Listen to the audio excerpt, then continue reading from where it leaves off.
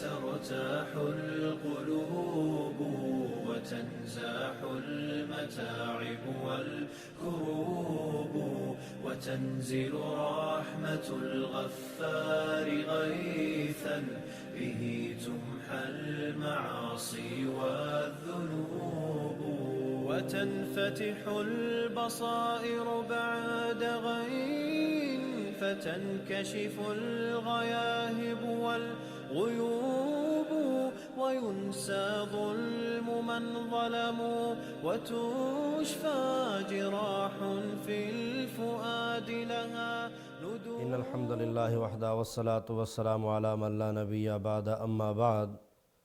محترم سامعین و ناظرین حضرات، اللہ تبارک و تعالی نے دنیا میں مرد کو بھی پیدا کیا ہے، ساتھ عورت کو بھی پیدا کیا ہے، جس طرح اللہ تعالیٰ نے سورہ النساء میں فرمایا کہ وَبَثَّ مِنْهُمَا رِجَالًا كَثِيرًا وَنِسَاءً.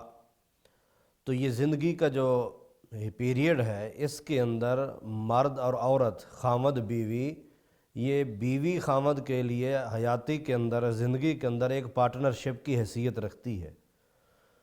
تو بیوی، نبی علیہ الصلوۃ فرماتے ہیں الدنیا متاع، الدنیا کلھا متاع، دنیا جو ہے سب کی سب ساز و سامان ہے.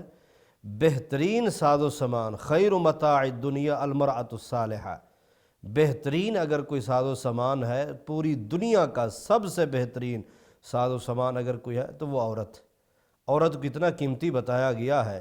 اور حقیقت بھی یہی ہے کہ خصوصاً جب یہ بیوی کے مقام پر ہو تو اس کو چاہیے اپنے خاوند کے ہر ضرورت، مقام، حیثیت، اہمیت کا خیال رکھے. مثلاً آپ کے سامنے ایک واقعہ رکھتا ہوں اور اس کو دیکھتے کہ اس کے اندر کتنے اسباق ہیں ہمارے لیے. جب نبی علیہ الصلوۃ پر وحی نازل ہوئی پہلی غار حرا پہ، تو نبی علیہ الصلوۃ پریشان ہوئے، بھی یہ کیا ہوا؟ 3 بار جب جھنجھوڑا گیا اور کہا اقرأ بسم ربک الذی خلق، یہ کیفیت جب ہوئی، آپ کا جسم کانپنے لگا، گھر آئے فرمانے لگے زمیلونی دثرونی، چادر اڑائیے، کپڑا دیجیے، چادر اڑا دی گئی، کپڑا دے دیا گیا. سیدہ خدیجہ رضی اللہ تعالیٰ عنہ ساتھ بیٹھ گئی، محبوب کیا ہوا؟ سر کے تاج کیا ہوا؟ اے میرے خامد، اے سر کے تاج کیا ہوا؟ تو نبی علیہ الصلوۃ نے بتایا تو ایک ہی دم کیا کہنے لگی؟ کلا کلا، پریشان نہیں ہونا، گھبرانا نہیں، ایسا نہیں ہو سکتا، ابشر، خوش ہو جائیے، پریشان نہ ہو جائیے. کیوں؟ فواللہ ان اللہ لا یخزیک، اللہ تعالیٰ کبھی آپ کو رسوا نہیں کرے گے. فواللہ لا یخزیک اللہ ابدا ابدا، اللہ کبھی بھی آپ کو رسوا نہیں کر سکتا. کیوں؟ آپ ایسے اخلاق کے مالک ہیں، آپ ایسے اخلاقیات کے مالک ہیں، ایسے شخص کو اللہ تعالیٰ کبھی رسوا نہیں کر سکتا. انک لتصل الرحم، آپ تو صلہ رحمی کرنے والے ہیں، رشتہ داری جوڑنے والے ہیں، توڑنے والے نہیں، لوگوں کو قریب کرنے والے ہیں. خونی رشتہ ہے یا دینی رشتہ ہے.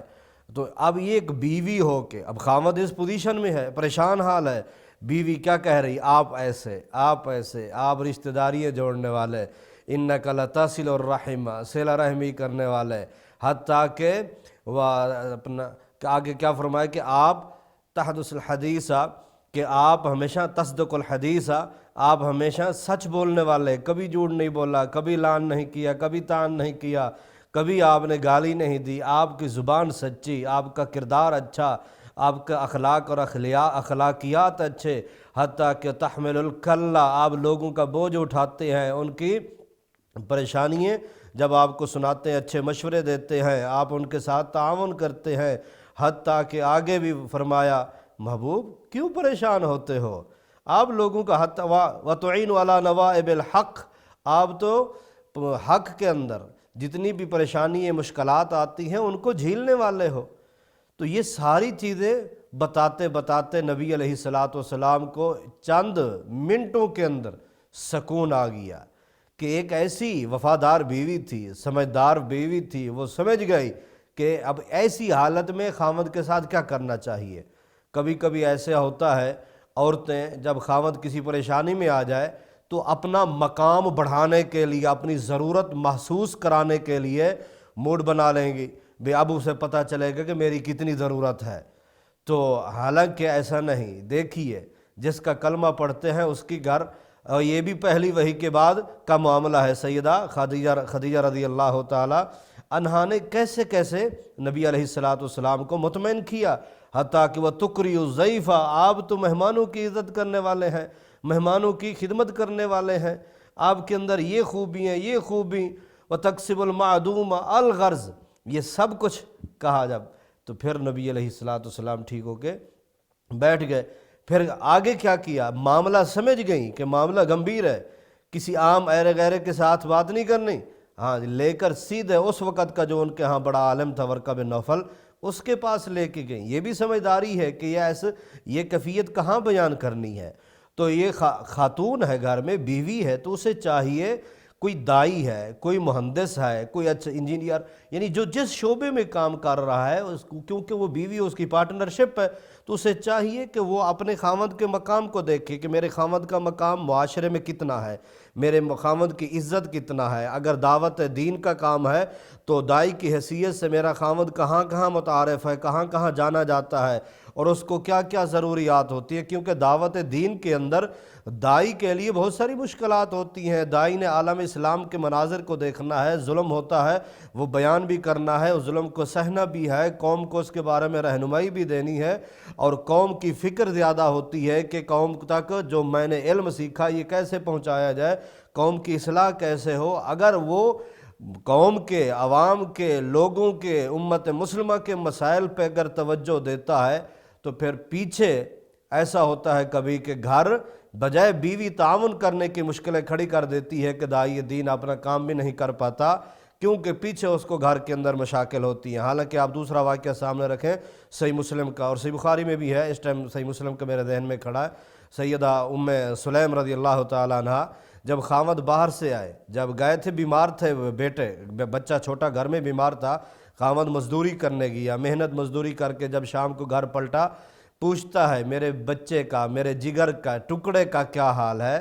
بیوی کہتی ہے جی وہ پہلے سے زیادہ سکون میں ہے، آتے ہوئے اعتراضوں کی گٹھڑیاں نہیں رکھ دیں، وہ چیز ختم، وہ ختم، وہ نہیں، خاوند ہے، اس کو پتہ نہیں جب گیا ہے مزدوری کے لیے آگے کیا کیا اس کے ساتھ ہوتا رہا ہوگا، کچھ بھی نہیں، پریشان نہیں کیا، آئے اسے کھانا دیا، اس کو راحت دی، سکون دیا، ریلیکس ہوئے، حتیٰ کہ رات کو حقوق زوجیت بھی ادا ہوئے، جنسی تعلقات بھی قائم کیے گئے، خاوند کو پریشان نہیں ہونے دیا۔ جب صبح ہوئی اب دوبارہ جانے لگے تو تب جا کے کہا سر کے تاج آپ کا جو جگر کا ٹکڑا ہے نا بچہ وہ فوت ہو چکا ہے۔ ہاں اچھا کیوں پہلے نہیں بتایا؟ اس لیے کہ میرے محبوب، میرے سر کے تاج، میرے آنکھوں کی ٹھنڈک، میرے فلاں الغرض، کہ کہیں ان کو کوئی پریشانی نہ ہو جائے، پتہ نہیں ان کے ساتھ کیا کچھ گزرتا رہتا ہے۔